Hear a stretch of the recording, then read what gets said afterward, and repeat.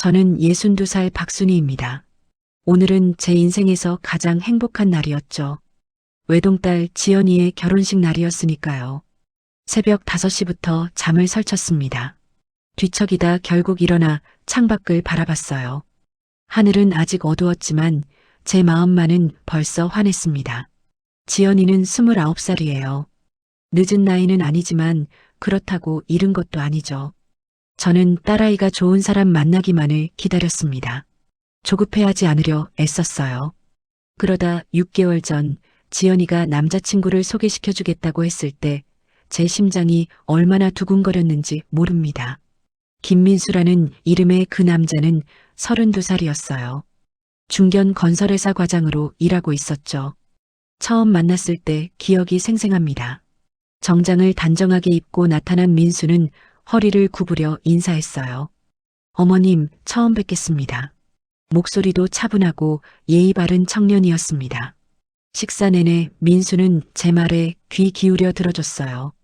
지연이를 바라보는 눈빛도 따뜻했죠. 저는 속으로 생각했습니다.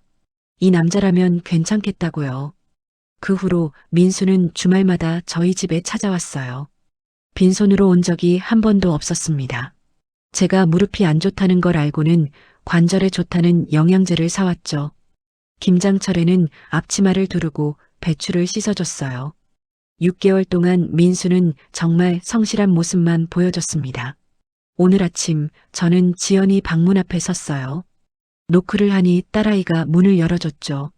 엄마, 벌써 일어나셨어요? 지연이도 잠을 설친 모양이었습니다. 눈이 붓지 않게 얼음찜질을 하고 있었어요. 저는 딸아이를 꼭 안아줬죠. 우리 지연이 오늘 예쁜 신부 될 거야. 딸아이가 제 품에서 고개를 끄덕였습니다. 그 순간 가슴이 뭉클했어요. 예식장은 서울 강서구에 있는 작은 곳이었습니다. 화려하진 않았지만 아담하고 따뜻한 분위기였죠. 오후 2시가 되자 하객들이 하나둘 모이기 시작했어요. 100여 명쯤 되는 사람들이 자리를 채웠습니다. 저는 신부 대기실에서 지연이를 봤어요. 하얀 웨딩드레스를 입은 딸아이는 천사 같았습니다. 메이크업 아티스트가 마지막 손질을 하고 있었죠. 저는 딸아이 옆에 앉았어요. 지연아, 네 엄마. 행복해야 한다. 딸아이가 제 손을 잡았습니다. 그 손이 따뜻했어요. 저는 눈시울이 뜨거워지는 걸 느꼈죠. 이제 제 역할은 끝났구나 싶었습니다. 딸아이를 여기까지 키워냈으니까요. 식장 문이 열리고 음악이 흘러나왔어요. 저는 지연이와 팔짱을 끼고 천천히 걸었습니다. 버질로드 끝에 민수가 서 있었죠. 정장을 입은 민수는 긴장한 듯 보였어요. 하지만 지연이를 바라보는 눈빛은 진심으로 가득했습니다. 주례 선생님의 말씀이 이어졌어요. 저는 단상 위 두 사람을 바라봤습니다. 민수가 지연이에게 반지를 끼워주는 모습을 보니 눈물이 났어요. 옆에 앉은 친구가 제게 휴지를 건넸죠. 순이야, 울지 마. 하지만 저는 참을 수가 없었습니다. 이건 슬픔의 눈물이 아니었어요. 기쁨과 안도의 눈물이었죠. 식이 끝나고 피로연이 시작됐습니다. 신랑 신부는 하객들 사이를 돌아다니며 인사를 했어요. 저도 함께 다니면서 감사 인사를 전했죠. 민수는 제 팔을 부축해줬습니다. 어머님, 천천히 걸으세요. 그 모습을 본 하객들이 부러워했어요. 효자 사위를 얻었다고들 했죠. 저도 그렇게 생각했습니다. 피로 연장 한쪽에서 샴페인 잔을 든 하객들과 건배가 이어졌어요. 민수는 지연이 곁에서 한시도 떨어지지 않았습니다. 딸아이 잔에 음료수를 따라주고 지친 것 같으면 의자를 가져다 줬죠. 저는 사돈 어른을 만났어요. 민수 어머니는 자상해 보이는 분이었습니다. 좋은 딸 키우셨어요. 사돈 어른이 제 손을 잡으며 말했죠. 저도 화답했습니다. 좋은 아들 키워주셔서 감사해요. 우리 지연이 잘 부탁드립니다. 두 집안이 하나가 되는 순간이었어요. 저는 이 모든 게 꿈만 같았습니다. 오후 4시쯤 민수가 지연이에게 뭔가를 건넸어요. 작은 병이었죠. 저는 멀리서 봤지만 비타민 음료 같았습니다. 민수가 속삭이는 게 보였어요. 오늘 고생했어. 이거 마시고 힘내. 지연이가 고맙다는 듯 웃으며 받아들었습니다. 그 모습이 참 보기 좋았어요. 오후 5시가 되자 모든 행사가 마무리됐습니다. 하객들이 하나둘 떠나기 시작했죠. 신랑 신부는 예식장 입구에서 마지막 인사를 나눴어요. 저도 그 옆에 서서 손을 흔들었습니다. 민수가 지연이 손을 꼭 잡고 있었어요. 두 사람이 차에 타기 전 저는 딸아이를 한 번 더 안아줬습니다. 엄마 다녀올게요. 그래, 조심해서 가거라. 차가 출발했어요. 저는 그 뒷모습을 한참 바라봤습니다. 이제 우리 지연이도 자기 가정을 꾸렸구나 싶었죠. 뿌듯했어요. 정말 뿌듯했습니다. 친구들이 저를 둘러쌌어요. 순이야, 이제 홀가분하겠다. 맞아요. 홀가분했습니다. 외동딸 하나 시집 잘 보냈으니까요. 저는 활짝 웃었어요. 예식장을 나서는 길, 하늘이 참 맑았습니다. 9월의 하늘은 높고 청명했죠. 저는 그 하늘을 올려다보며 생각했어요. 앞으로 지연이는 행복할 거라고요. 민수라는 좋은 남편을 만났으니까요. 그때만 해도 저는 몰랐습니다. 이 행복이 채 5시간도 가지 못할 거라는 걸요. 제 딸아이가 곧 죽음의 문턱까지 가게 될 거라는 걸요. 그리고 그 모든 것이 바로 오늘 제가 믿었던 그 사위의 손에 의해 벌어질 일이라는 걸요. 저는 집으로 돌아와 소파에 앉았습니다. 온몸이 피곤했지만 기분은 좋았어요. 텔레비전을 켜놓고 멍하니 화면을 바라봤죠. 지연이는 지금쯤 신혼집에 도착했을까요? 민수와 함께 새로운 보금자리에서 행복한 시간을 보내고 있겠죠. 그때 전화벨이 울렸습니다. 오후 7시 40분쯤이었어요. 발신자를 보니 민수였죠. 저는 웃으며 전화를 받았습니다. 여보세요, 민수야. 하지만 전화기 너머로 들린 건 다급한 목소리였어요. 어머님, 지금 병원이에요. 지연이가 갑자기 쓰러졌어요. 순간 머릿속이 하얘졌습니다. 제가 뭐라고 대답했는지 기억도 안 나요. 손이 떨려서 전화기를 제대로 잡을 수도 없었죠. 어느 병원이야? 강서구 세명병원 응급실이요. 어서 오세요. 전화가 끊겼어요. 저는 그 자리에서 벌떡 일어났습니다. 가방을 집어들고 현관문을 박차고 나갔죠. 택시를 잡으려 했지만 손이 너무 떨려서 제대로 잡히지도 않았어요. 차 안에서 저는 계속 생각했습니다. 무슨 일이 있었던 걸까요? 결혼식 내내 멀쩡했던 지연이가 갑자기 쓰러지다니요. 택시 기사님이 제 얼굴을 보더니 물었어요. 손님 괜찮으세요? 저는 고개를 끄덕였지만 괜찮지 않았습니다. 가슴이 너무 두근거렸어요. 숨쉬기가 힘들었죠. 병원까지는 20분 정도 걸렸습니다. 하지만 제게는 2시간처럼 느껴졌어요.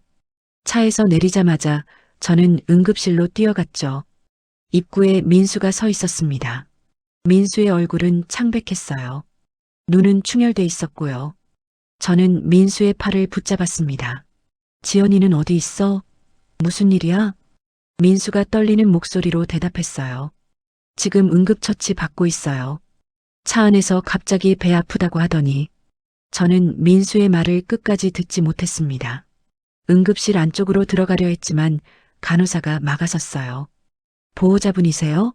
지금은 들어가실 수 없어요. 제 딸이에요. 제발 들여보내주세요. 간호사가 난처한 표정을 지었죠. 하지만 저는 물러서지 않았습니다. 그때 응급실 문이 열리고 의사 한 분이 나왔어요. 환자 보호자 되시나요? 네, 저 엄마예요. 의사는 심각한 표정이었습니다. 그 얼굴을 보는 순간 다리에 힘이 풀렸어요. 급성 중독 증상으로 보입니다. 지금 위세척을 하고 있어요. 중독이요. 그 말이 귓가에서 맴돌았습니다. 중독이라니요. 제 딸이 무엇에 중독됐다는 건가요? 무슨 중독이에요? 오늘 결혼식이었어요. 피로연 음식밖에 안 먹었는데요. 의사가 고개를 저었어요. 정확한 건 검사 결과를 봐야 알 수 있습니다. 일단 응급처치부터 하고 있으니 조금만 기다려주세요. 의사가 다시 응급실 안으로 들어갔습니다. 저는 그 자리에 멍하니 서 있었어요. 민수가 제 옆으로 다가왔죠. 어머님, 여기 앉으세요. 민수가 저를 대기실 의자로 안내했습니다. 하지만 저는 앉을 수가 없었어요. 계속 서성거렸죠. 응급실 문만 바라봤습니다. 민수에게 물었어요. 차 안에서 뭐가 있었어? 민수가 고개를 숙였습니다. 손으로 얼굴을 감싸 쥐었어요. 신혼집 가는 길이었어요. 지연이가 갑자기 배 아프다고 했어요. 처음엔 긴장 풀려서 그런가 했죠. 민수의 목소리가 떨렸습니다. 계속 말을 이어갔어요. 그런데 10분도 안 돼서 토하기 시작했어요. 차 안이 난리가 났죠. 그래서 급하게 병원으로 온 거예요. 저는 민수를 바라봤습니다. 민수도 겁에 질린 얼굴이었어요. 손을 부들부들 떨고 있었죠. 시간이 흘렀습니다. 30분, 40분. 하지만 응급실 문은 열리지 않았어요. 저는 복도를 왔다 갔다 했죠. 발이 아팠지만 멈출 수가 없었습니다. 그때 응급실 문이 열렸어요. 간호사가 나왔습니다. 저는 달려갔죠. 제 딸 괜찮아요? 간호사가 난처한 표정을 지었어요. 아직 상태가 안정되지 않았어요. 의사 선생님이 곧 나오실 거예요. 그 말을 듣는 순간 눈앞이 캄캄했습니다. 저도 모르게 비명을 질렀어요. 안 돼, 안 돼. 우리 지연이. 민수가 저를 부축했습니다. 하지만 저는 주저앉고 말았죠. 두 다리에 힘이 하나도 없었어요. 바닥에 주저앉아 울었습니다. 왜 이런 일이 생긴 걸까요? 아침만 해도 웃고 있던 딸아이가요. 예쁜 드레스를 입고 행복해하던 지연이가요. 이럴 수가 없었습니다. 민수가 제 옆에 앉았어요. 민수도 울고 있었죠. 두 손으로 머리를 감싸쥐고 흐느꼈습니다. 1시간쯤 지났을까요? 응급실 문이 다시 열렸어요. 의사가 나왔습니다. 저는 벌떡 일어났죠. 선생님, 제 딸 어떻게 됐어요? 의사의 표정은 여전히 어두웠어요. 일단 위세척은 했습니다. 하지만 혈액 검사 결과 중금속 성분이 검출됐어요. 중금속이요. 저는 그 말을 이해할 수 없었습니다. 그게 무슨 말이에요? 중금속이 어떻게 딸 몸속에 들어가요? 의사가 심각하게 말했어요. 자연적으로는 불가능한 수치입니다. 독극물 중독 가능성이 높아서 경찰에 신고했어요. 그 순간 세상이 멈춘 것 같았습니다. 독극물이요. 누가 제 딸을 독극물로요. 저는 민수를 봤어요. 민수도 충격받은 얼굴이었죠. 곧 경찰이 왔습니다. 형사 2명이었어요. 그들은 저와 민수에게 질문을 했죠. 오늘 특별히 드신 음식이 있나요? 저는 고개를 저었어요. 피로연 음식이요. 그것밖에 없었어요. 형사가 고개를 끄덕이며 적어갔습니다. 민수에게도 물었어요. 신랑분도 같은 음식을 드셨나요? 네, 같이 먹었어요. 형사의 눈빛이 날카로워졌습니다. 뭔가를 의심하는 것 같았어요. 하지만 저는 그때 그게 뭔지 몰랐죠. 응급실 복도는 차가웠습니다. 형광등 불빛이 너무 밝았어요. 저는 의자에 앉아 천장을 바라봤죠. 하느님께 기도했습니다. 제발 우리 딸을 살려달라고요. 제가 대신 아프겠다고요. 민수는 벽에 기댄 채 꼼짝도 하지 않았어요. 창백한 얼굴로 허공만 바라보고 있었죠. 가끔씩 한숨을 쉬었습니다. 밤은 깊어갔습니다. 하지만 저는 잠들 수 없었어요. 지연이가 살아날 때까지는 눈을 감을 수도 없었죠. 복도 의자에 앉아 계속 기도했습니다. 간절히 빌었어요. 새벽 2시가 넘어서야 응급실 불이 꺼졌습니다. 지연이는 중환자실로 옮겨졌어요. 의사는 아직 안심할 수 없다고 했죠. 저는 중환자실 문 앞에 서서 안을 들여다봤습니다. 유리창 너머로 딸아이가 보였어요. 온몸에 튜브를 꽂고 누워 있었죠. 가슴이 찢어지는 것 같았습니다. 저는 유리창에 손을 댔어요.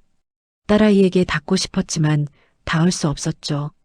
민수가 제 옆에 섰습니다. 민수도 유리창 너머를 바라봤어요. 그때 저는 참았던 감정이 폭발했죠. 민수야, 오늘 뭘 먹었길래 이런 거야? 목소리가 떨렸습니다. 저도 모르게 민수의 팔을 붙잡았어요. 대체 뭘 먹었어? 우리 지연이가 왜 이렇게 된 거야? 민수가 고개를 저었어요.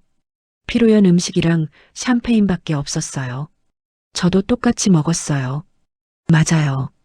피로연 음식은 모든 하객이 함께 먹었죠. 100여 명이 넘는 사람들이요. 그런데 왜 지연이만 이렇게 된 걸까요? 이해가 되지 않았습니다. 저는 민수를 바라봤어요. 민수는 벽에 기댄 채 고개를 떨구고 있었죠. 두 손으로 얼굴을 감싸고 있었습니다. 어머님, 저도 모르겠어요. 정말 모르겠어요. 민수의 목소리에는 절박함이 묻어났습니다. 하지만 저는 답답했어요. 뭔가 이상했거든요. 100여 명 중에 왜 지연이만 아픈 건지요. 다음 날 아침이 밝았습니다. 저는 한숨도 자지 못했어요. 중환자실 밖 의자에 앉아 밤을 지샜죠. 민수는 복도 구석에서 쪼그리고 앉아 있었습니다.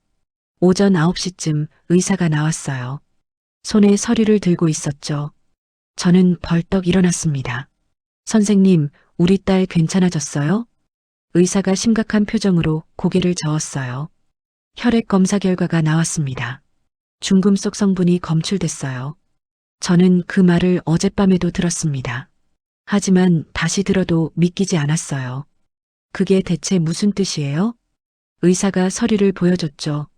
비소 성분입니다. 자연적으로는 절대 발생할 수 없는 수치예요. 비소요. 저는 그 단어를 어디서 들어본 적이 있었습니다. 독극물이었죠.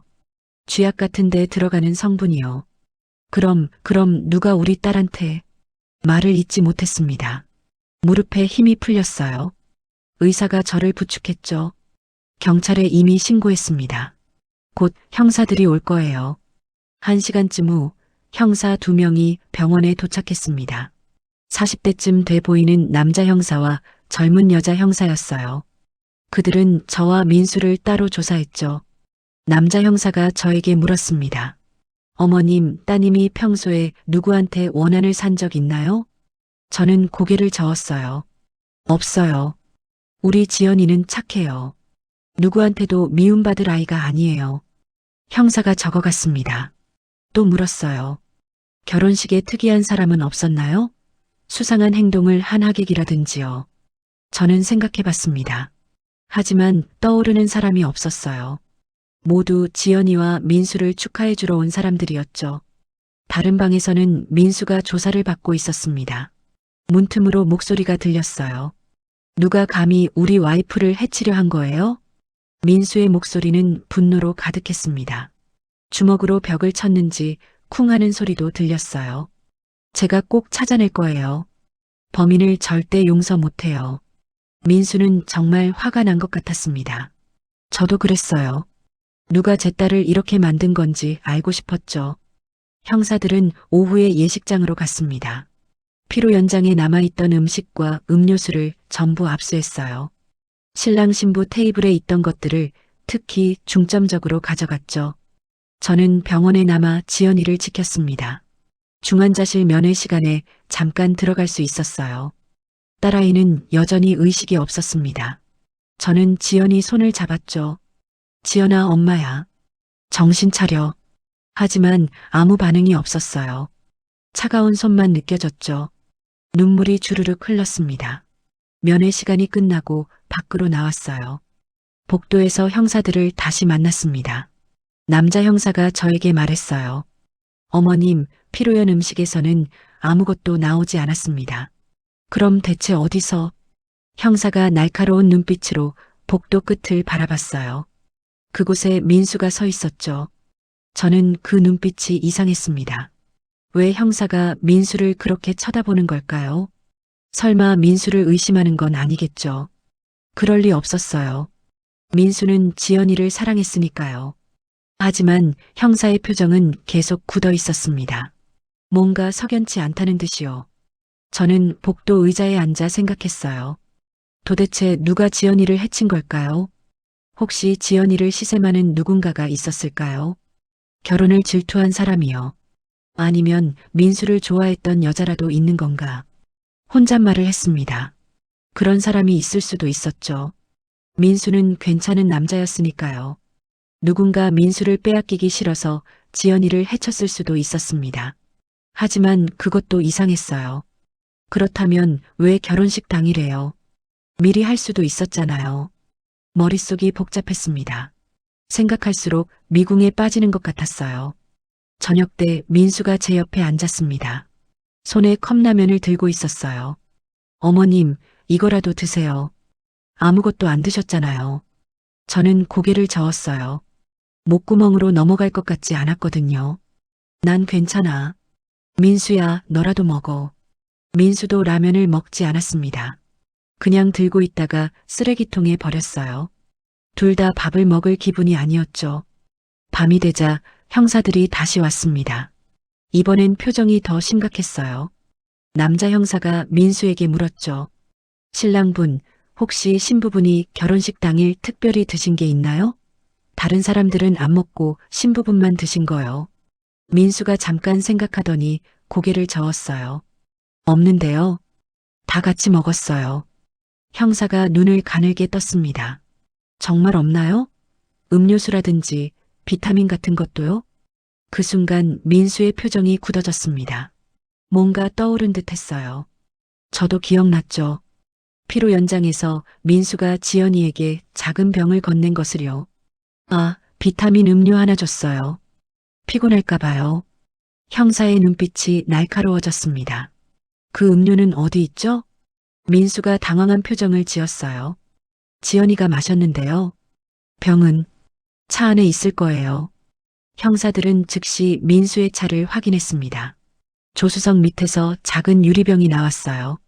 안에는 조금의 액체가 남아 있었죠. 형사가 그 병을 비닐봉지에 넣으며 말했습니다. 이거 감식 보내겠습니다. 저는 그제야 불안해지기 시작했어요. 왜 형사들이 그렇게 심각한 표정인지 알 것 같았죠. 설마 그 음료에 뭔가 들어있었던 건 아니겠죠. 민수가 직접 준 거잖아요. 민수를 바라봤습니다. 민수는 창백한 얼굴로 서 있었어요. 입술을 깨물고 있었죠. 그 모습이 왠지 불안해 보였습니다. 사흘째 되는 날 아침이었습니다. 저는 중환자실 밖 의자에서 졸고 있었어요.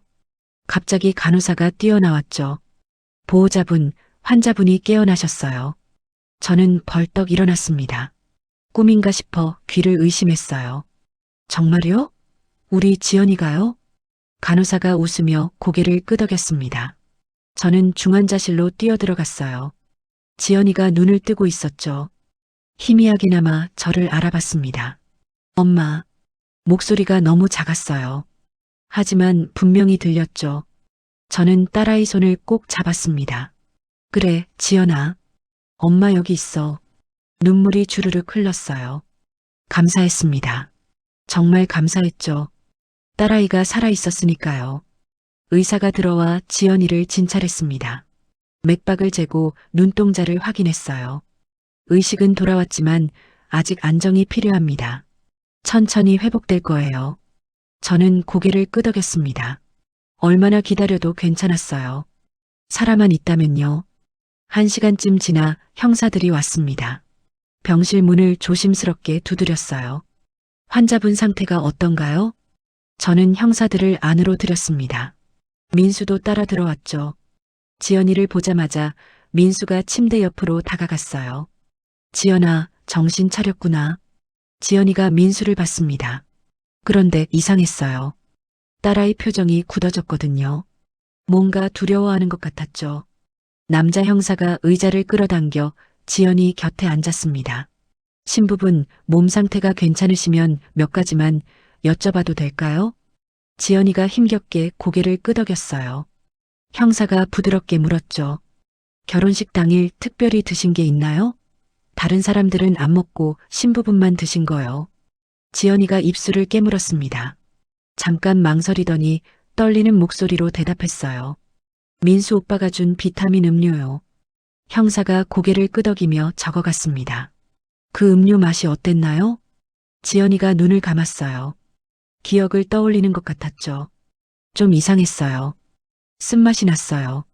영양제니까 그런가 보다 했는데 그때 민수가 끼어들었습니다. 그건 결혼 축하 의미로 제가 특별히 준비한 거예요. 비타민 음료였어요. 민수의 목소리가 떨렸어요. 왜 떨리는 건지 저도 이상했습니다. 형사가 민수를 바라봤죠. 눈빛이 날카로웠어요. 그 음료는 어디서 구입하셨죠? 민수가 시선을 피했습니다. 바닥만 내려다봤어요. 인터넷으로 주문했는데 정확히 기억이 안 나요. 형사가 다시 물었습니다. 언제 주문하셨나요? 한 일주일 전쯤요? 민수의 대답은 확신이 없었어요.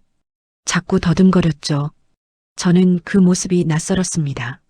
평소 민수는 또박또박 말하는 사람이었거든요. 형사가 일어섰어요.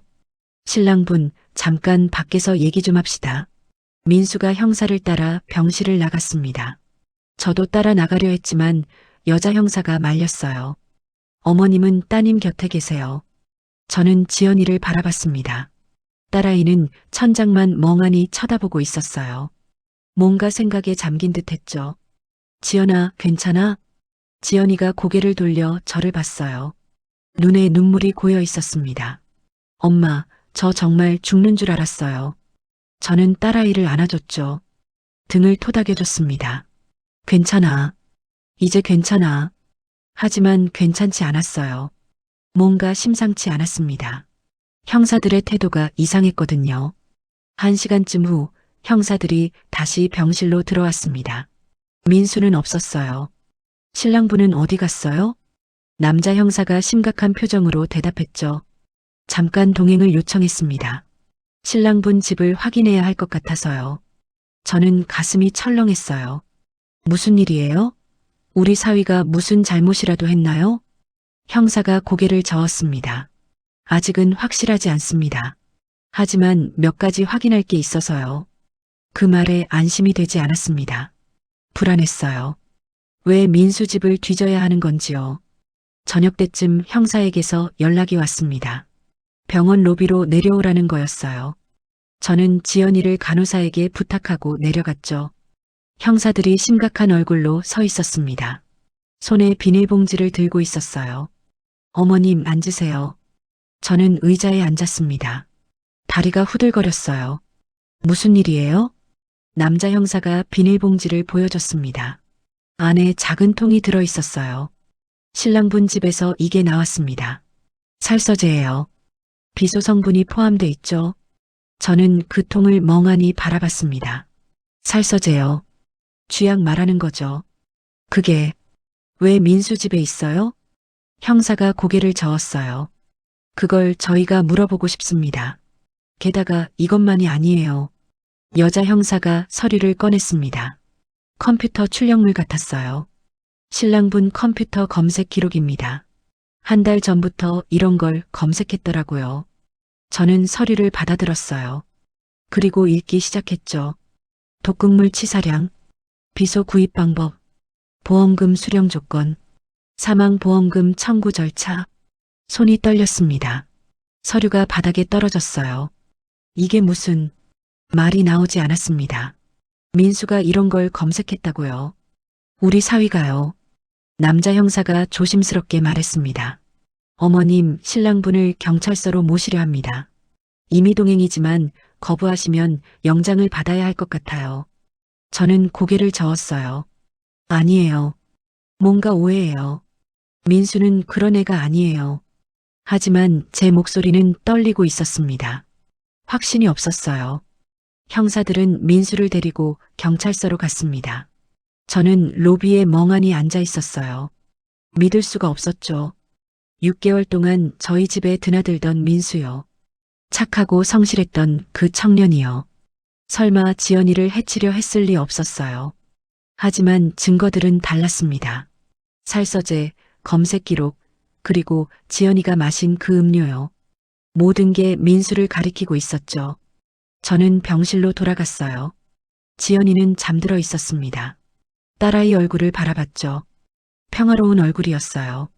그런데 문득 무서웠습니다. 만약 형사들 말이 맞다면요. 만약 정말 민수가 지연이를 해치려 했다면요. 생각만 해도 끔찍했어요. 저는 창밖을 바라봤습니다. 밤하늘에 별이 떠 있었어요.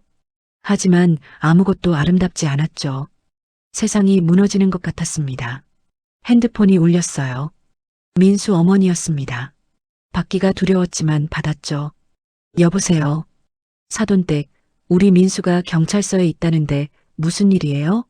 목소리가 떨리고 있었어요. 저도 대답하기 힘들었습니다. 지금 조사 중이래요. 무슨 조사요? 우리 아들이 뭘 잘못했어요? 저는 입을 다물었습니다. 뭐라 설명해야 할지 몰랐어요. 사돈 어른에게 어떻게 말해야 할까요? 당신 아들이 우리 딸을 독살하려 했을지도 모른다고요. 전화를 끊었습니다. 저는 의자에 주저앉아 울었어요. 왜 이런 일이 생긴 걸까요? 행복했던 결혼식이 악몽이 되다니요. 지연이가 중얼거렸습니다. 잠꼬대였어요. 민수 오빠. 저는 딸아이를 바라봤습니다. 딸아이는 아직도 민수를 믿고 있는 걸까요? 아니면 두려워하는 걸까요? 알 수가 없었어요. 밤은 깊어갔습니다. 저는 답을 기다렸죠. 경찰 조사 결과를요. 민수가 정말 범인인지 아닌지를요. 하지만 마음 한구석에서는 이미 알고 있었습니다. 뭔가 잘못됐다는 걸요. 다음 날 오전 형사에게서 연락이 왔습니다. 경찰서로 와달라는 거였어요. 저는 가슴이 철렁했죠. 무슨 일인지 물어봤지만 전화로는 말할 수 없다고 했습니다. 병원을 나서는 발걸음이 무거웠어요. 택시를 타고 가는 내내 불안했죠. 창밖 풍경이 눈에 들어오지 않았습니다. 경찰서에 도착했어요. 형사가 조사실로 저를 안내했죠. 책상 위에 서류들이 수북이 쌓여 있었습니다. 어머님 앉으세요. 저는 의자에 앉았어요. 손을 꼭 쥐었죠. 형사가 서류 하나를 꺼내 제 앞에 놓았습니다. 이게 뭐예요? 보험 가입 증서입니다. 저는 서류를 집어들었어요. 읽기 시작했죠. 그런데 이해가 되지 않았습니다. 피보험자 박지현, 사망보험금 5억 원, 수익자 김민수 같은 내용의 서류가 3장이었어요. 저는 형사를 바라봤습니다. 이게 대체 무슨... 형사가 천천히 설명했어요. 신랑분이 결혼 석 달 전에 가입한 보험입니다. 따님 명의로요. 머릿속이 하얘졌습니다. 민수가 지연이 명의로 보험을 들었다고요. 그것도 3건씩이나요. 총 보험금이 15억 원입니다. 수익자는 전부 신랑분 본인이고요. 저는 서류를 내려놓았어요. 손이 떨렸죠. 왜 민수가 지연이 명의로 이런 걸? 말을 잇지 못했습니다. 알 것 같았거든요. 하지만 믿고 싶지 않았어요. 형사가 또 다른 서류를 꺼냈습니다. 통장 거래 내역이었어요. 신랑분 통장입니다. 보세요. 저는 서류를 받아들었죠. 거래 내역을 훑어봤습니다. 그리고 숨이 막혔어요. 불법 도박 사이트 입금 100만 원, 200만 원, 500만 원. 거의 매일같이 돈이 빠져나가고 있었죠. 2억 3천만 원의 빚이 있습니다. 전부 도박 빚이에요. 형사의 말에 저는 고개를 들 수 없었어요. 민수가 도박을 했다고요. 그것도 2억이 넘는 빚을요. 그리고 이것도 보세요. 형사가 핸드폰 문자 내역을 보여줬습니다. 대부업체에서 온 독촉 문자들이었어요. 돈 갚으세요. 이자만 600만 원입니다. 오늘까지 안 갚으면 법적 조치 취하겠습니다. 협박 전화 기록도 수없이 많았어요. 하루에 10여 통씩 걸려온 거였죠. 저는 의자에 기댔습니다. 현기증이 났어요. 이게 다 무슨 일인가요? 제가 알던 민수는 성실한 청년이었는데요. 어머님, 신랑분이 자백했습니다. 형사의 말에 저는 고개를 들었어요. 뭘 자백했어요? 따님을 해치려 한 거요. 그 순간 세상이 무너졌습니다. 귀가 멍멍했어요. 형사 목소리가 멀리서 들리는 것 같았죠. 빚이 너무 많아서 어쩔 수 없었다고 합니다. 보험금으로 빚을 갚으려 했대요. 저는 입을 다물 수 없었어요. 턱이 떨렸습니다. 그래서 우리 지연이를... 형사가 고개를 끄덕였어요. 결혼식 당일 신부 대기실에서 비타민 음료에 독극물을 탔다고 진술했습니다. 눈앞이 캄캄했어요. 저는 책상을 붙잡았죠. 그러지 않으면 쓰러질 것 같았습니다. 원래 계획은 신혼여행 중에 사고로 위장하는 거였대요. 해외에서 익사사고를 내려고 했다는군요. 형사가 계속 말했지만 저는 제대로 듣지 못했어요. 머릿속이 복잡했습니다. 그런데 생각보다 증상이 빨리 나타나는 바람에 계획이 틀어졌다고 하더라고요. 저는 눈물이 났어요. 주르륵 흘러내렸죠. 6개월이요. 6개월 동안 우리 집에 드나들었어요. 목소리가 떨렸습니다. 형사를 바라봤어요. 주말마다 와서 밥 먹고 제 무릎 안 좋다고 영양제 사다 주고 김장할 때 배추 씻어주고 말을 잇지 못했습니다. 울음이 터져 나왔어요. 전부 거짓말이었어요? 전부 연기였어요? 형사가 휴지를 건넸습니다. 저는 휴지로 눈물을 닦았지만 계속 흘렀어요. 착한 사위인 줄 알았어요. 우리 지연이 행복하게 해줄 줄 알았어요. 가슴이 찢어지는 것 같았습니다. 배신감이 몰려왔어요. 그런데 우리 딸 죽이려고 결혼한 거였어요? 형사가 아무 말도 하지 않았습니다. 그저 저를 바라만 봤죠. 저는 조사실 문을 열고 나갔어요. 복도를 걸었습니다. 비틀거렸죠. 벽에 기대서 겨우 걸었어요. 화장실에 들어가 거울을 봤습니다. 거울 속 제 모습은 초라했어요. 늙어 보였죠. 하루 사이에 10년은 늙은 것 같았습니다. 세면대에 손을 짚고 울었어요. 소리내서 울었죠. 참을 수가 없었습니다. 한참을 울고 나서 병원으로 돌아왔어요. 지연이 병실로 들어갔죠. 딸아이는 깨어 있었습니다. 엄마, 어디 갔다 와요? 저는 대답할 수 없었어요. 뭐라고 말해야 할까요? 내 남편이 널 죽이려 했다고요. 보험금 때문에요. 지연이가 제 얼굴을 봤어요. 그리고 알아챘죠. 엄마, 무슨 일 있어요? 오셨어요?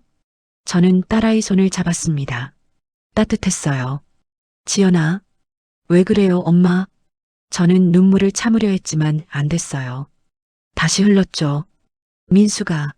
민수가 말을 잇지 못했습니다. 지연이 얼굴이 굳어졌어요. 민수 오빠가 어쨌어요?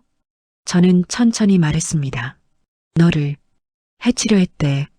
지연이 눈이 커졌어요. 믿을 수 없다는 표정이었죠. 무슨 소리예요? 저는 경찰서에서 들은 걸 전부 말해줬습니다. 보험금, 도박빚, 독극물, 계획. 하나하나 말할 때마다 딸아이 얼굴은 창백해졌어요. 거짓말이죠? 지연이가 고개를 저었습니다. 믿고 싶지 않은 거였어요. 민수 오빠가 그럴 리 없어요. 저 사랑한다고 했어요. 저는 딸아이를 안아줬습니다. 지연이가 제 품에서 울었어요. 소리내서 울었죠. 왜요, 엄마? 왜 이런 일이? 저도 몰랐습니다. 왜 이런 일이 생긴 건지요. 한참을 울고 난 후 지연이가 중얼거렸어요. 결혼 준비할 때 보험 가입하자고 했어요. 계속 재촉했죠. 지연이 목소리는 떨리고 있었습니다. 신혼여행 장소도 오빠가 정했어요. 몰디브로 가자고 했어요. 바다가 좋다고. 지연이가 고개를 저었어요. 거기서 저를 익사시킬 생각이었구나. 딸아이가 몸을 떨었습니다. 저는 더 꽉 안아줬어요. 괜찮아, 지연아. 이제 괜찮아. 하지만 괜찮지 않았습니다. 아무것도 괜찮지 않았어요. 창밖을 봤어요. 해가 지고 있었습니다. 하늘이 붉게 물들었죠. 아름다운 풍경이었지만 슬펐어요. 저는 생각했습니다. 민수를 처음 만났던 날을요. 정장을 입고 허리 숙여 인사하던 그 청년을요. 그때부터 전부 계획이었을까요? 지연이를 죽이고 보험금을 타려는요. 끔찍했습니다. 사람이 어떻게 그럴 수 있을까요? 사랑한다고 말하면서 죽일 생각을 했다니요. 지연이가 잠들었어요. 울다가 지쳐서 잠든 거였죠. 저는 딸아이 이마를 쓰다듬었습니다. 미안해, 지연아. 제가 제대로 살펴봤어야 했어요. 민수를 더 꼼꼼히 알아봤어야 했죠. 그랬다면 이런 일은 없었을 거예요. 핸드폰이 울렸습니다. 형사였어요. 어머님, 내일 신랑분 구속심사가 있습니다. 참고하세요. 전화를 끊었어요. 구속심사요. 민수가 감옥에 가는 거였죠. 당연했습니다. 사람을 죽이려 했으니까요. 하지만 마음 한구석이 아팠어요. 6개월 동안 사위라고 생각했던 사람이었으니까요. 이제는 범죄자가 됐지만요. 밤이 깊어갔습니다. 저는 의자에 앉아 딸아이를 지켰어요. 다시는 이런 일이 없게 하겠다고 다짐했죠. 지연이를 지키겠다고요. 어떤 일이 있어도요. 이틀 후 민수는 정식으로 체포됐습니다. 살인미수와 보험사기 혐의였어요. 형사가 전화로 알려줬죠. 어머님, 신랑분 구속영장 청구했습니다. 저는 고개를 끄덕였어요. 당연한 일이었죠. 사람을 죽이려 한 사람이니까요. 다음 날 아침 법원에서 구속심사가 열렸습니다. 저는 가지 않았어요. 민수 얼굴을 볼 자신이 없었거든요. 형사에게서 문자가 왔죠. 구속영장 발부됐습니다. 증거인멸 및 도주 우려가 인정됐습니다. 저는 핸드폰을 내려놓았어요. 이제 민수는 구치소로 가는 거였죠. 오후에 뉴스를 봤습니다. 텔레비전 화면에 민수가 나왔어요. 수갑을 찬 채 고개를 숙이고 있었죠. 경찰차에 태워지는 모습이었습니다. 기자들이 소리쳤어요. 왜 신부를 죽이려 했습니까? 보험금이 목적이었습니까? 민수는 아무 대답도 하지 않았습니다. 그냥 고개만 숙인 채 차에 탔어요. 뉴스 자막이 떴죠. 결혼식 날 신부 독살 시도, 보험금 노린 계획적 범행. 저는 텔레비전을 껐습니다. 더 이상 볼 수가 없었어요. 지연이가 물었어요. 엄마, 뉴스 나왔어요? 저는 고개를 끄덕였죠. 지연이는 아무 말도 하지 않았습니다. 그저 창밖만 바라봤어요. 일주일 후 지연이는 퇴원했습니다. 건강은 많이 회복됐지만 마음은 아직 아팠어요. 집으로 돌아오는 차 안에서 딸아이가 말했죠. 엄마, 저 이제 어떻게 살아요? 저는 딸아이 손을 잡았습니다. 천천히 회복하면 돼. 시간이 지나면 나아질 거야. 하지만 저도 확신은 없었어요. 이런 일을 겪고 어떻게 정상으로 돌아갈 수 있을까요? 한 달쯤 지나 검찰에서 연락이 왔습니다. 기소했다는 거였어요. 살인미수, 보험사기, 여러 혐의들이었죠. 검사가 말했습니다. 치밀한 계획성이 인정됩니다. 반인륜적 범죄이기도 하고요.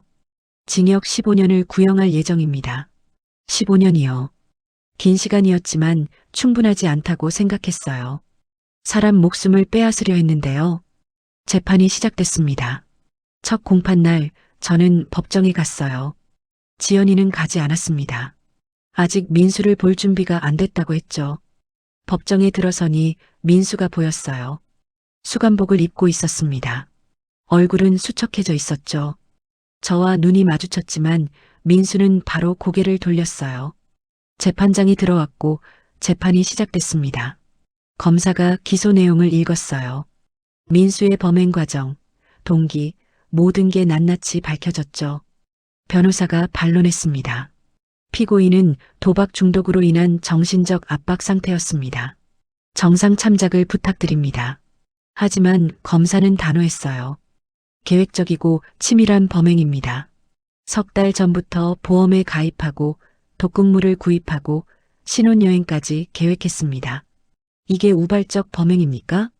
법정이 조용해졌어요. 재판장이 민수에게 물었죠. 피고인 할 말 있습니까? 민수가 일어섰습니다. 떨리는 목소리로 말했어요. 죄송합니다. 제가 막아 씌웠던 것 같습니다. 눈물을 흘리고 있었어요. 하지만 저는 아무 감정도 느껴지지 않았습니다. 지연이를 정말 사랑했습니다. 하지만 빚 때문에 제가 너무 나약했습니다. 민수가 고개를 숙였죠. 울음소리가 법정에 울렸습니다. 하지만 법정은 냉랭했어요. 재판장도 검사도 방청객들도 차갑게 민수를 바라봤죠. 재판이 끝나고 나오는데 누군가 저를 불렀습니다. 돌아보니 민수 부모님이었어요. 사돈댁, 민수 어머니가 제게 다가왔습니다. 눈이 퉁퉁 부어 있었어요. 우리 민수 좀 용서해 주세요. 제발 부탁입니다. 무릎을 꿇으려 하셨죠? 저는 그걸 말렸습니다. 일어나세요. 민수 아버지도 고개를 숙였어요. 제대로 교육을 못 시켰습니다. 저희 잘못입니다. 저는 그분들을 바라봤습니다. 불쌍했어요. 하지만 용서할 수는 없었죠. 지연이가 죽을 뻔했어요. 당신네 아들 손에요. 목소리가 떨렸습니다. 참으려 했지만 분노가 치밀어 올랐어요. 6개월 동안 우리 집에 와서 밥 먹고 웃고 착한 척 했잖아요. 전부 우리 딸 죽이려고요. 민수 어머니가 울었습니다. 하지만 저는 돌아섰어요. 더 이상 마주하고 싶지 않았습니다. 재판은 6개월 동안 계속됐습니다. 증인신문, 증거조사, 여러 절차들이 이어졌어요. 저는 매번 방청석에 앉아 지켜봤죠. 지연이는 한 번도 법정에 오지 않았습니다. 검사조사 때도 영상으로 진술했어요. 딸아이는 아직도 트라우마에 시달리고 있었죠. 마지막 공판 날이었습니다. 재판장이 판결문을 읽기 시작했어요. 피고인 김민수는 계획적이고 치밀하게 범행을 준비했습니다. 법정이 숨죽였어요. 저도 숨을 멈췄죠. 피해자와 결혼을 앞두고도 오직 보험금만을 목적으로 살인을 시도했습니다. 이는 용납할 수 없는 반인륜적 범죄입니다. 재판장이 민수를 바라봤습니다. 피고인 김민수에게 징역 12년을 선고합니다.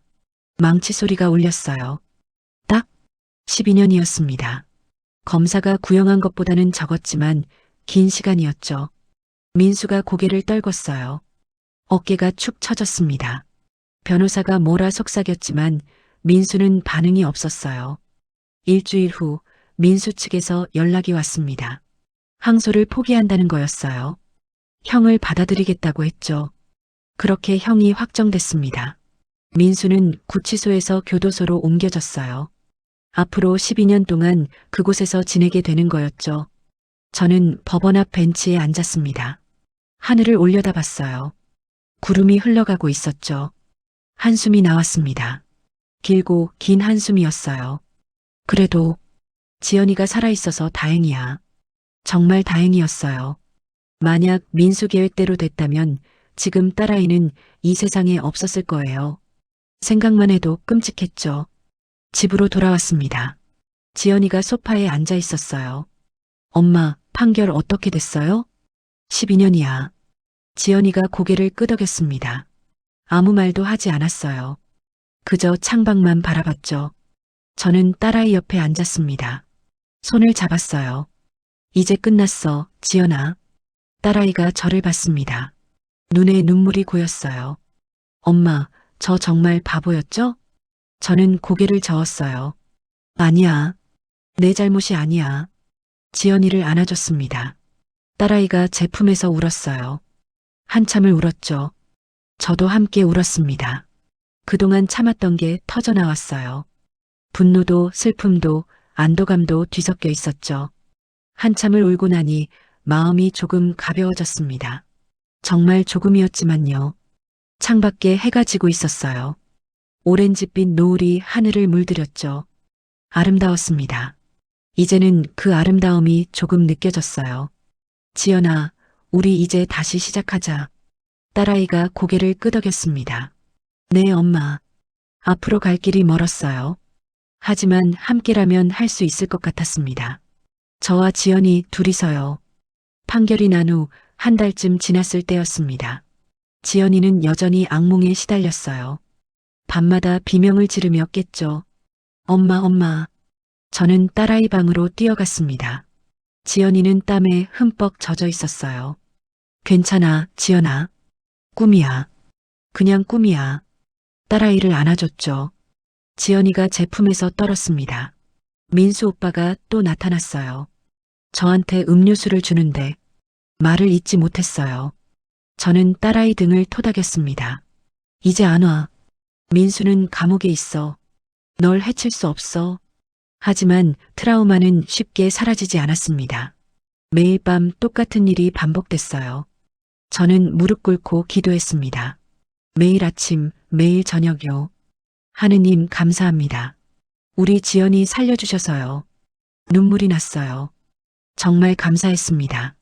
딸아이가 살아만 있다면 그것으로 충분했어요. 2주가 지나고 저는 지연이를 정신과에 데려갔습니다. 상담이 필요하다고 생각했거든요. 의사 선생님이 말했어요. 외상 후 스트레스 장애입니다. 시간이 필요해요. 꾸준히 상담받으면 나아질 겁니다. 지연이는 일주일에 2번씩 병원에 갔습니다. 상담을 받고 왔죠. 처음엔 말을 잘하지 않았어요. 그냥 앉아만 있었다고 했습니다. 하지만 한 달쯤 지나니 조금씩 달라졌어요. 집에서 웃는 날도 생겼죠. 엄마, 오늘 상담 선생님이 그러는데요. 제가 잘하고 있대요. 저는 딸아이를 안아줬습니다. 그럼 우리 지연이 잘하고 있지. 한편으로는 법적 절차도 진행했습니다. 변호사를 선임해서 결혼 무효 소송을 냈어요. 변호사가 설명했죠. 사기 결혼에 해당합니다. 무효 판결 받을 수 있어요. 재판은 빨리 진행됐습니다. 민수가 항변하지 않았거든요. 석 달 만에 판결이 났어요. 결혼 무효를 인정합니다. 지연이는 법적으로 다시 미혼이 됐습니다. 박지연으로 돌아온 거였죠. 보험사에서도 연락이 왔어요. 당연히 보험금은 지급되지 않았습니다. 사기였으니까요. 대신 보험사 직원이 찾아왔어요. 위로금 봉투를 건넸죠. 회사 차원에서 준비했습니다. 적은 금액이지만 받아주세요. 저는 정중히 거절했습니다. 괜찮아요. 돈이 필요한 게 아니니까요. 하지만 직원은 놓고 갔어요. 나중에 봉투를 열어보니 500만 원이 들어 있었습니다. 저는 그 돈을 지연이 치료비로 썼어요. 어느 날 지연이가 말했습니다. 엄마, 저 이제 사람 못 믿을 것 같아요. 창밖을 바라보며 한 말이었어요. 누가 친절하게 대해줘도 의심부터 하게 돼요. 혹시 속이는 건 아닌가 하고요. 저는 가슴이 아팠습니다. 29살 젊은 나이에 이런 상처를 받다니요. 지연아, 세상에 좋은 사람도 많아. 알아요. 하지만 무서워요. 딸아이 목소리가 떨렸어요. 저는 아무 말도 할 수 없었습니다. 6개월쯤 지났을 때 지역 방송국에서 연락이 왔습니다. 인터뷰를 하고 싶다는 거였어요. 같은 피해를 막기 위한 경각심 제고 차원입니다. 저는 고민했어요. 하지만 결국 수락했죠.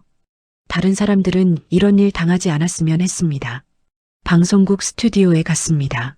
카메라 앞에 앉으니 떨렸어요. 진행자가 물었죠. 어떻게 예방할 수 있을까요? 저는 천천히 대답했습니다. 결혼 전에 상대방을 철저히 알아봐야 해요. 신용 조회도 하고 지인들한테도 물어보고요. 목소리가 떨렸지만 계속 말했어요. 겉모습만 보면 안 돼요. 6개월 동안 착한 척 할 수 있어요. 더 깊이 알아봐야 합니다. 방송이 나간 후 여러 사람이 연락했습니다. 비슷한 경험을 한 사람들이었어요. 서로 위로를 나눴죠. 1년이 지났습니다. 지연이는 많이 나아졌어요. 악몽도 줄어들었죠. 이제는 일주일에 한두 번 정도만 깼습니다. 어느 날 지연이가 말했어요. 엄마, 저 다시 일하고 싶어요. 저는 깜짝 놀랐습니다. 좋은 의미로요. 정말? 네. 이렇게만 있으면 계속 과거에 갇혀 있을 것 같아요. 저는 딸아이를 안아줬습니다. 기특했어요. 좋아, 천천히 준비하자. 지연이는 이력서를 다시 쓰기 시작했어요. 면접도 보러 다녔죠. 처음엔 떨어졌습니다. 공백 기간이 길어서였어요. 하지만 포기하지 않았어요. 계속 지원했죠. 그러다 작은 출판사에서 연락이 왔습니다. 합격하셨습니다. 지연이가 웃으며 저를 안았어요. 오랜만에 보는 진짜 웃음이었죠. 엄마, 제가 해냈어요. 저도 눈물이 났습니다. 기쁜 눈물이었어요. 지연이는 출근을 시작했습니다. 처음엔 힘들어했어요. 사람들 사이에 있는 게 불편하다고 했죠. 하지만 조금씩 적응해 갔습니다. 동료들이 친절했대요. 누구도 과거를 캐묻지 않았다고요. 석 달쯤 지나니 지연이가 말했어요. 엄마, 회사 괜찮아요. 일하는 게 오히려 도움이 되는 것 같아요. 저는 안심했습니다. 딸아이가 정말 회복되고 있었어요.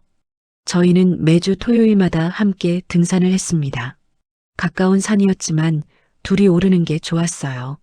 산 정상에 올라 쉬면서 도시락을 먹었죠. 그때가 가장 평화로웠습니다. 지연아, 힘들지? 괜찮아요, 엄마. 지연이가 웃었어요. 햇살이 딸아이 얼굴을 비췄죠. 예전처럼 밝아 보였습니다. 엄마, 저 이제 괜찮을 것 같아요. 저는 딸아이 손을 잡았습니다. 그래, 넌 강한 아이니까. 정말 그랬어요. 지연이는 강했습니다. 그 끔찍한 일을 겪고도 다시 일어섰으니까요. 산 아래를 내려다봤습니다. 도시가 한눈에 들어왔어요. 사람들이 개미처럼 움직이고 있었죠. 저는 생각했습니다. 저 사람들 중에도 힘든 일을 겪는 사람이 있겠죠. 하지만 다들 살아가고 있었어요. 엄마, 내려갈까요? 그래, 가자. 우리는 천천히 산을 내려갔습니다. 낙엽을 밟으며 걸었어요. 바스락 소리가 났죠. 집으로 돌아오는 길, 지연이가 말했습니다. 엄마, 언젠가는 저도 다시 사랑할 수 있을까요? 저는 딸아이를 바라봤어요. 물론이지. 시간이 지나면 돼. 지연이가 고개를 끄덕였습니다. 확신은 없어 보였지만 희망은 있는 것 같았어요. 집에 도착해서 함께 저녁을 준비했습니다. 지연이가 야채를 썰고 저는 고기를 구웠어요. 식탁에 앉아 밥을 먹었죠. 텔레비전에서는 예능 프로그램이 나오고 있었습니다. 지연이가 웃었어요. 개그맨이 우스운 짓을 하니까요. 오랜만에 듣는 딸아이 웃음소리였습니다. 저도 덩달아 웃었어요. 행복했죠. 이런 평범한 순간이 얼마나 소중한지 알았습니다. 밤이 됐어요. 지연이가 자기 방으로 들어갔습니다. 엄마, 잘 자요. 그래, 잘 자. 저는 거실에 앉아 차를 마셨어요. 창밖을 바라봤죠. 별이 떠 있었습니다. 생각했습니다. 정말 힘든 1년이었어요. 딸아이가 죽을 뻔했고 믿었던 사람에게 배신당했죠. 하지만 이겨냈습니다. 저희는 살아남았어요. 앞으로도 힘든 날이 있겠죠. 지연이가 다시 무너질 날도 올 거예요. 하지만 괜찮았습니다. 저는 항상 딸아이 곁에 있을 테니까요. 창문을 열었어요. 바람이 불어왔습니다. 차가웠지만 상쾌했죠. 저는 하늘을 올려다봤습니다. 별들이 반짝이고 있었어요. 감사합니다. 작게 속삭였죠. 딸아이를 살려주셔서요. 함께 있게 해주셔서요. 지연이 방에서 불이 꺼졌습니다. 딸아이가 잠든 모양이었어요. 오늘은 악몽 없이 잘 잤으면 좋겠다고 생각했죠. 저도 방으로 들어갔습니다. 침대에 누워 눈을 감았어요. 내일은 또 어떤 날이 될까요? 좋은 날이었으면 좋겠습니다. 저와 지연이 둘 다요. 그렇게 하루가 저물었습니다. 힘들었지만 견뎌낸 하루였죠. 내일도 그럴 거예요. 모레도요. 하지만 괜찮았습니다. 우리는 강하니까요. 함께니까요. 저는 미소 지으며 잠에 들었습니다. 평화로운 밤이었어요.